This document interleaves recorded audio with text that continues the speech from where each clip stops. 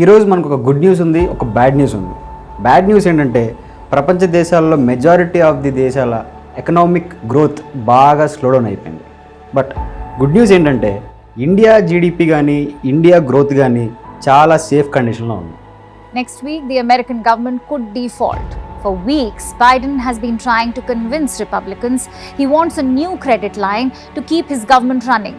ప్రపంచంలో 4వ అతిపెద్ద ఆర్థిక వ్యవస్థ అయిన జర్మనీలో ఆర్థిక మాంద్యం నెలకొంది. ఏడాది తొలి 3 నెలల్లో అనుకోకుండా జర్మనీ ఆర్థిక వ్యవస్థ 0.3% క్షీణించింది. While inflation has been falling everywhere else, it remains stubbornly high in the UK. It is going down, but not fast enough. Of particular concern is food inflation. Food prices are about 20% higher than they were last year.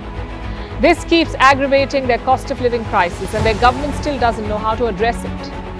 ప్రపంచంలో చాలా దేశాల పరిస్థితి అలా ఉంటే India మాత్రం అంత safest కండిషన్లో ఉండడానికి రీజన్స్ ఏంటి? ఏ కారణాల వల్ల ఇండియా కండిషన్ అంత సేఫ్గా ఉంది compare to many other countries of world అనే విషయాన్ని ఈరోజు మనం డిస్కస్ చేద్దాం. Hello all, this is Sudheer Kumar from Analog IAS.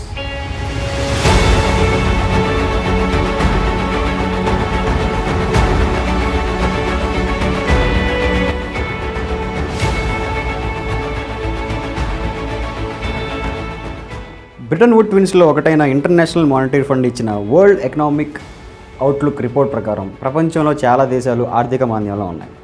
ముఖ్యంగా యూకే కండిషన్ అయితే మరీ దారుణంగా ఉంది. రీసెంట్గా జర్మనీ తాము రెసిషన్లో ఉన్నామని అఫీషియల్గా ప్రకటించింది. అదే వరల్డ్ ఎకనామిక్ అవుట్లుక్ రిపోర్ట్ ప్రకారం ఇండియా మాత్రం చాలా సుస్థిరమైన అభివృద్ధిని పొందుతుంది. The International Monetary Fund, it has slashed the global growth outlook. The forecast for leading economies looks grim. The UK is among the worst performing. Their economy is shrinking. In Germany, there may be a recession, but India remains strong. 2023-24 ఆర్థిక సంవత్సరానికి భారతదేశ ఆర్థిక వృద్ధి 5.9% కాగా 2024-25 ఆర్థిక సంవత్సరానికి అది 6.3%గా ఉండబోతుందని IMF భావిస్తుంది. ఇదే IMF రిపోర్ట్లో ఇతర దేశాల పరిస్థితి ఎలా ఉందో ఇప్పుడు చూద్దాం. IMF గ్లోబల్ అవుట్లుక్ ప్రకారం US గ్రోత్ రేట్ 1.6%గా ఉంటే యూరో జోన్ 0.8%లో ఉంది. ఈ యూరో జోన్లో 19 దేశాలు ఉన్నాయి.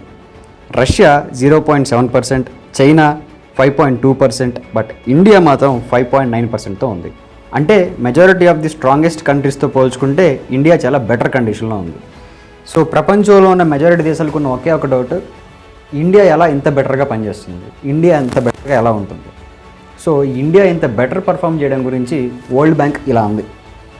ఎక్స్టర్నల్ ఎఫెక్ట్స్ నుండి తట్టుకుని నిలబడమే కాకుండా ఇండియా సర్వీస్ ఎక్స్పోర్ట్స్ కంటిన్యూగా పెరగడం, కరెంట్ అకౌంట్ డెఫిసిట్ని తగ్గించుకోవడం వంటివి ఇండియా ఎకానమీ సేఫ్గా ఉండడంలో తోడ్పడ్డాయి అని వరల్డ్ బ్యాంక్ అంటుంది. ఇక గణాంకాల్లోకి వెళ్తే 2023 ఏప్రిల్కి ఇండియా సర్వీస్ ఎక్స్పోర్ట్స్ వాల్యూ 750 బిలియన్లు దాటింది. ఇప్పుడు మనం ఇండియాని ఇతర దేశాలకు సంబంధించినంత వరకు ఎకనామిక్ పర్స్పెక్టివ్లో ఒక చిన్న కంపారిటివ్ స్టడీ చేద్దాం. ఏ దేశ ఆర్థిక వ్యవస్థనైనా మనం అంచనా వేయడానికి 2 అంశాలను మనం పరిగణలోకి తీసుకుంటాం. అందులో ఒకటి inflation, 2 production. According to recent reports, May 2022లో 7.4%గా ఉన్న ఇన్ఫ్లేషన్ మే 2023కి 4.25%కి తగ్గింది. అంటే RBI ఇన్ఫ్లేషన్ లిమిట్ 4% కంటే జస్ట్ 2.5% మాత్రమే ఎక్కువగా ఉంది. ఇప్పుడు ఇన్ఫ్లేషన్ పాయింట్ ఆఫ్ వ్యూలో డెవలపింగ్ కంట్రీస్ అంటే అభివృద్ధి చెందుతున్న దేశాలతో పోలిస్తే ఇండియా ఎలాంటి కండిషన్లో ఉందో చూద్దాం. అర్జెంటీనాలో ఇన్ఫ్లేషన్ 98%, టర్కీ 50%, ఇరాన్ 42%, ఈజిప్ట్ 21%. ఇప్పుడు డెవలప్డ్ కంట్రీస్ అంటే ఆల్రెడీ అభివృద్ధి చెందిన కంట్రీస్తో ఇండియాని పోల్చి చూద్దాం. అంటే ఇండియా ఇన్ఫ్లేషన్ కండిషన్ని పోల్చి చూద్దాం. యూఎస్లో ఇన్ఫ్లేషన్ 4.5% ఉంది, కెనడాలో 3.9% ఉంది, ఫ్రాన్స్లో 5%, ఇటలీలో 4.5%, యూకేలో 6.8%, జర్మనీలో 6.2%. అంటే ఇన్ఫ్లేషన్ పాయింట్ ఆఫ్ వ్యూలో ప్రపంచంలోని చాలా దేశాలతో పోలిస్తే either developed are developing India చాలా సేఫెస్ట్ కండిషన్లో ఉంది. ఇప్పుడు దేశ అభివృద్ధి గురించి అంచనా వేయడానికి ఉపయోగపడే 2వ అంశమైన ప్రొడక్షన్ పాయింట్ ఆఫ్ వ్యూలో చూద్దాం. దేశ ఉత్పత్తిని మెజర్ చేయడంలో ముఖ్యమైన సూచి index of industrial production. Index of industrial ప్రొడక్షన్ను every month Ministry of Statistics and Programme Implementation కింద ఉండే నేషనల్ స్టాటిస్టికల్ ఆఫీస్ అందిస్తుంది. ఏప్రిల్లో వచ్చిన ఇండెక్స్ ఆఫ్ ఇండస్ట్రియల్ ప్రొడక్షన్ ప్రకారం ఇండియా ఇండస్ట్రియల్ ప్రొడక్షన్ 4.22%గా ఉంది. అంటే మార్చిలో ఉన్న 1.7%తో పోలిస్తే పెరిగిందని అర్థం. అదే మనం చైనా ఇండస్ట్రియల్ ప్రొడక్షన్ చూస్తే ఏప్రిల్ 2023లో 5.6%గా ఉన్న ప్రొడక్షన్ మే నెలకి 3.5%కి పడిపోయింది. సో వరల్డ్ బ్యాంక్ అభిప్రాయపడ్డట్టుగా మన ప్రొడక్షన్ బాగుండటం వల్ల ఎక్స్పోర్ట్స్ కూడా బాగున్నాయి. ముఖ్యంగా మనం గత కొంతకాలంగా తీసుకున్న నిర్ణయాలు అంటే PM Gatishakti, production linked incentive scheme వంటివి మన ఉత్పత్తిని పెంచడంలో చాలా బాగా తోడ్పడ్డాయి. ఒక పక్కన ఉత్పత్తిని పెంచుతూనే ఎగుమతులను కూడా పెంచడం మీద మనం కాన్సన్ట్రేట్ చేయడం ఇలాంటి కండిషన్లో మనకి బాగా ఉపయోగపడింది. సో ఇండియన్ ఎకానమీ ఇప్పుడు ఇంత సేఫ్గా ఉండడానికి ముఖ్యమైన కారణం, ప్రధానమైన కారణం మనం ప్రొడక్షన్ మీద మరియు ఎగుమతుల మీద ఎప్పటి నుంచో పెట్టిన కాన్సన్ట్రేషన్ అనే చెప్పాలి. ఇండియన్ ఎకానమీ ఇప్పుడు సేఫెస్ట్ కండిషన్లో ఉండడానికి రెండో ముఖ్యమైన కారణం Russia Ukraine war. Russia Ukraine యుద్ధం కారణంగా చాలా దేశాలు, ముఖ్యంగా యూరోపియన్ యూనియన్ రష్యాకి వ్యతిరేకమైన నిర్ణయాలు తీసుకోవడం మొదలుపెట్టాయి. అన్నిటికంటే ముఖ్యంగా రష్యా నుండి ఆయిల్ ఇంపోర్ట్స్ చేసుకోవడం నిలిపివేశాయి.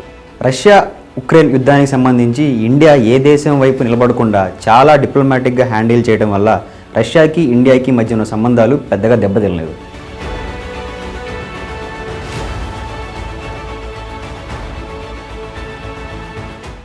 యూరోపియన్ యూనియన్ రష్యా నుండి ఆయిల్ ఇంపోర్ట్స్ నిలిపివేయడం వల్ల, యుద్ధం కారణంగా డబ్బు అవసరం ఉండడం వల్ల రష్యా ఇండియాకు క్రూడ్ ఆయిల్ని చాలా డిస్కౌంట్ ధరలకే అమ్మింది. దానివల్ల ఇండియాకి అనుకూల లాభం చేకూరింది. ఈ లాభం ఇక్కడితో ఆగలేదు. రష్యా నుంచి మనం క్రూడ్ ఆయిల్ని తక్కువ ధరలో ఇంపోర్ట్ చేసుకుని ఆ క్రూడ్ ఆయిల్ని రిఫైన్ చేసి యూరోపియన్ యూనియన్కి రిఫైన్డ్ ఆయిల్ని ఎక్స్పోర్ట్ చేయడం ఇండియా మొదలుపెట్టింది. తద్వారా ఇండియా యూరోపియన్ యూనియన్కి లార్జెస్ట్ ఎక్స్పోర్టర్ ఆఫ్ రిఫైన్డ్ ఆయిల్గా అవతరించింది.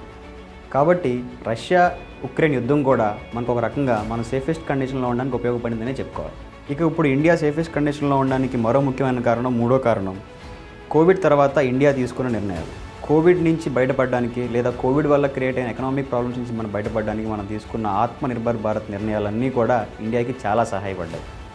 కోవిడ్ వల్ల క్రియేట్ అయిన ఎకనామిక్ ప్రాబ్లమ్స్ నుంచి బయటపడడానికి చాలా దేశాలు వాటి ఎకానమీలోకి డబ్బుల్ని పంప్ చేయడం మొదలుపెట్టాయి. ఇలాంటి పని ఇండియా చేయకపోవడం వల్ల మనం ఇప్పుడు సేఫెస్ట్ కండిషన్లో ఉన్నాం. ఒక రకంగా చెప్పాలి అంటే ఫ్రీగా డబ్బుల్ని సప్లై చేయడం కాకుండా ఇండియా కోవిడ్ వల్ల ఎఫెక్ట్ అయిన ఇండస్ట్రీస్ అన్నింటిలో కూడా డబ్బులు ఇన్వెస్ట్ చేయడం మొదలుపెట్టింది. దానివల్ల ప్రొడక్షన్ పెరిగింది. ముఖ్యంగా హెల్త్ సెక్టార్లో, ఇన్ఫ్రాస్ట్రక్చర్లో, టూరిజంలో ఇండియా చేసిన ఇన్వెస్ట్మెంట్స్ మనకి చాలా అడ్వాంటేజ్ని తీసిపెట్టాయి. ఇదే విధంగా చూసుకుంటే వేరే కంట్రీస్లో అదే వాళ్ళు చేసిన నిర్ణయాలు ఇన్ఫ్లేషన్కి దారితీశాయి. సో ఇప్పుడు మనం చెప్పుకున్న కారణాల వల్ల ప్రపంచంలో ఉన్న చాలా దేశాలు ఆర్థికపరమైన ఇబ్బందులు పడుతున్నప్పటికీ కూడా ఇండియా మాత్రం చాలా సేఫెస్ట్ కండిషన్లో ఉంది. ఈ సేఫెస్ట్ కండిషన్ ఇలాగే కొనసాగాలి అంటే ముఖ్యంగా ఇండియా తన ఎగుమతుల మీద బాగా కాన్సన్ట్రేట్ చేయాలి. మేక్ ఇన్ ఇండియా లాంటి ప్రోగ్రామ్ని సక్సెస్ అవ్వడానికి ముఖ్యమైన స్టెప్స్ తీసుకోవాలి. So that's it friends. తిరిగి మనం నెక్స్ట్ వీడియోలో కలుద్దాం. Thank you. జై హింద్.